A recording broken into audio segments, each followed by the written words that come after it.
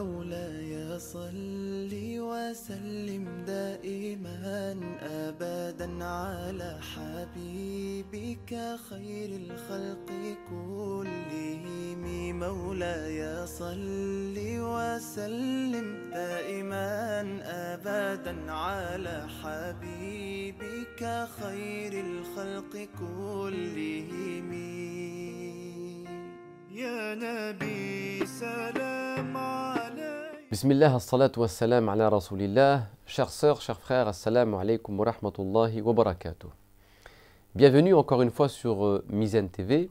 Nous poursuivons notre aventure sur les pas du prophète sallallahu alayhi wa sallam. Dans la chronique précédente, nous avons abordé la question des fonctions professionnelles que le prophète sallallahu alayhi wa sallam a occupées avant la révélation. Nous avons vu aussi le rôle ou la fonction du mariage dans l'éducation spirituelle du prophète sallallahu alayhi wa sallam.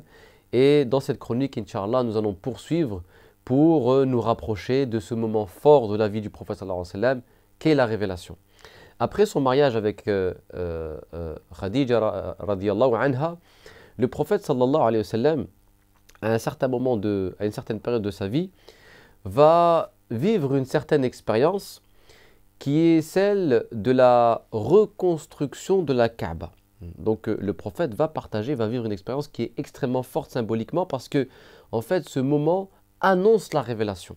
C'est-à-dire que la reconstruction matérielle de la Kaaba annonçait le renouveau du tawhid, de l'unicité d'Allah qui allait apparaître quelques années après à travers la révélation. Donc c'était une préparation.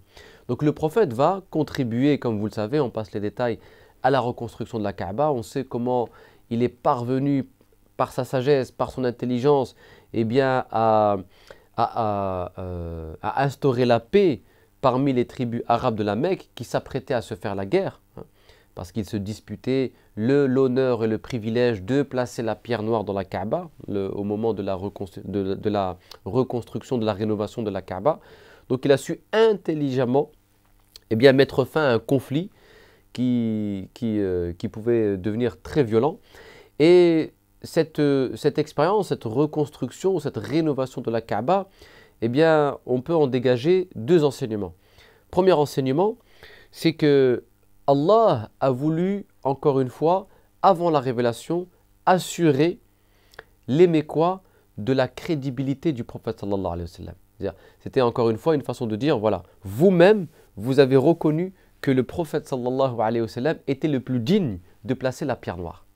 Parce que lui va venir avec un message. Mais avant de transmettre ce message, Allah voulait mettre à l'épreuve les Mécois. Vous-même, vous avez reconnu que le prophète était digne, ou le seul digne parmi les habitants de la Mecque, de placer la pierre noire dans la Kaaba.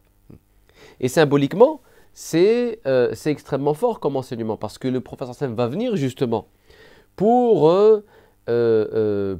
apporter ou pour témoigner de la rénovation du tawhid, plutôt de la revivification du tawhid, de l'unicité d'Allah Ta'ala. Et curieusement, on le verra par la suite, on ne va pas anticiper, les Quraysh vont se montrer hostiles.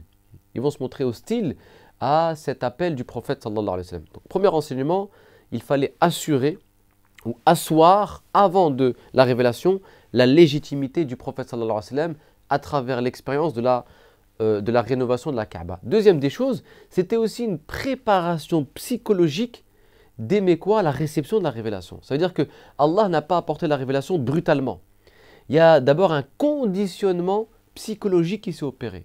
Et ce conditionnement psychologique a été les conditions psychologiques ont été créées par deux moments forts avant la révélation. Le premier moment fort, c'est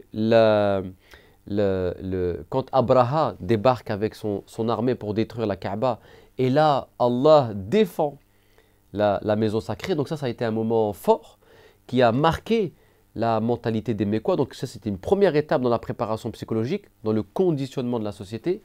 Et la deuxième étape dans ce conditionnement spirituel, c'est la rénovation de la Kaaba. Donc, Allah prépare les consciences à recevoir la révélation. Donc Allah n'apporte pas encore une fois les choses de manière brutale. Et puis après cette expérience de la reconstruction de la Kaaba, le prophète sallallahu alayhi wa sallam va éprouver le besoin de se retirer. Donc Allah va mettre en lui ce besoin de se retirer du monde, de vivre une retraite spirituelle. Donc il va s'éloigner de la ville de la Mecque pour se retirer dans une grotte que vous connaissez, la grotte de Hira, au sommet d'une montagne à l'entrée de la Mecque.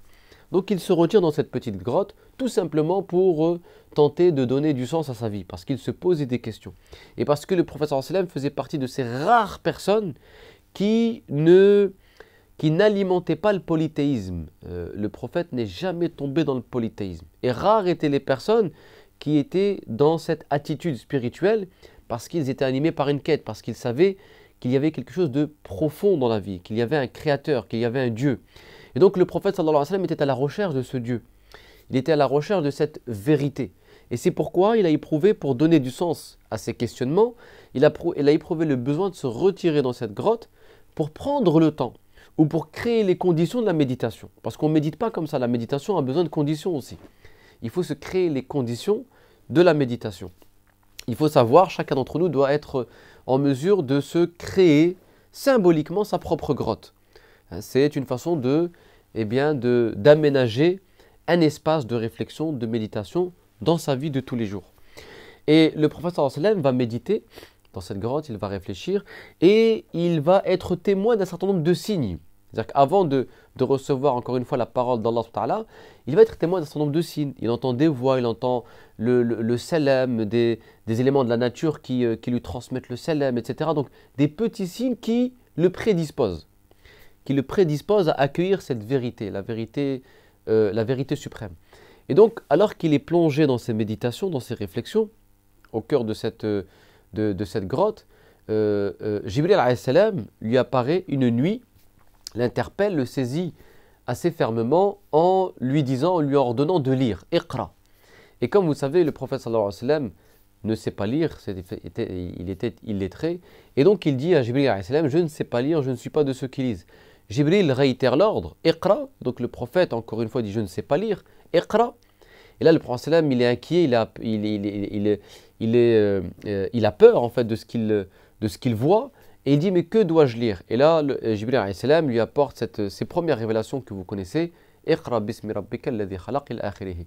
Lis au nom de ton Seigneur qui a créé l'homme d'une adhérence. Et à partir de là, donc Jibril alayhi salam va laisser le prophète sallallahu alayhi wa sallam, après avoir imprimé ces paroles de Dieu dans son esprit, dans son cœur, il le laisse. Le prophète, il est inquiet, il ne comprend pas ce qui lui arrive, c'est une chose qui lui échappe parce que ça dépasse l'entendement humain.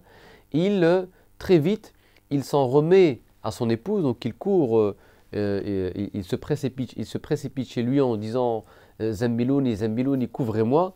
Et Khadija, son épouse, va le rassurer en lui disant tu es quelqu'un de bien, tu es quelqu'un qui entretient les liens de famille, qui nourrit le pauvre, ceci ne peut être l'œuvre du démon.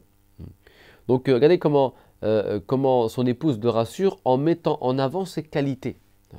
Tu as de grandes qualités, et du fait de ces qualités, ce qui t'arrive dans la vie ne peut être que bien. Une façon de voir les choses, c'est une attitude très sage de comprendre les épreuves de la vie. Et donc le prophète sallallahu alayhi wa sallam sera interpellé par ces premières révélations, et ce premier moment fort de la révélation qui marque un tournant décisif dans l'histoire de l'humanité. Parce que là, c'est une nouvelle page qui s'ouvre dans l'histoire de l'humanité. Donc dans ce moment-là, il y a plusieurs enseignements que nous avons déjà eu l'occasion d'aborder dans d'autres chroniques. Premier enseignement, l'importance de la retraite spirituelle qui doit ponctuer le cheminement spirituel du croyant. C'est-à-dire que le croyant ne doit pas faire de la retraite spirituelle un mode de vie. On ne doit pas vivre dans l'isolement total. Mais la retraite spirituelle doit ponctuer, doit rythmer de temps à autre notre vie. On a besoin parfois de se retirer, de se ressourcer. C'est pourquoi durant le mois du Ramadan, les 10 derniers jours sont consacrés à la retraite spirituelle. C'est un moment où on prend le temps bien de se ressourcer. C'est très important. C'est une façon de se réoffrir ou de se réalimenter en oxygène spirituel. Parce que celui qui ne ponctue pas sa vie de retraite spirituelle risque de se voir ou de se laisser noyer par les grandes vagues de la dunya. Donc ça, c'est une première des choses. Donc l'importance de la retraite spirituelle. La deuxième des choses, c'est l'illettrisme du prophète sallallahu alayhi wa sallam. C'est que la révélation, eh bien, elle apparaît à quelqu'un qui était illettré. Et dans la tradition mystique musulmane, l'illettrisme symbolise la virginité spirituelle. Ça veut dire qu'il était vierge de toute chose de la dunya. Et donc, comme il n'avait pas consommé la vie avec il n'avait pas consommé son rapport avec la vie, avec la dunya, donc il était vierge spirituellement, c'est cette virginité qui lui a permis d'accueillir la vérité. Parce que Allah n'imprime sa présence, sa grâce, que dans une conscience qui est vierge des illusions de la vie.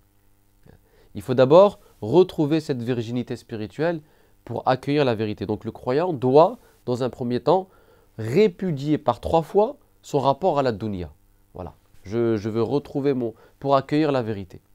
Donc ça, c'est un enseignement qui est extrêmement fort dans cet épisode de la révélation. Et troisième enseignement, on va arrêter avec celui-ci pour cette chronique, c'est tout simplement l'importance de iqra, de la lecture, de l'intelligence, de la quête du savoir, de la connaissance.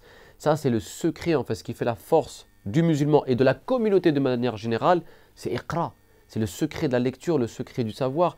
Et ça, malheureusement, on a abandonné ce secret. Pourtant, ce qui fait l'arme du croyant d'une communauté, c'est iqra, la lecture. Et Inch'Allah, on aura l'occasion d'approfondir ce point-là dans une prochaine chronique.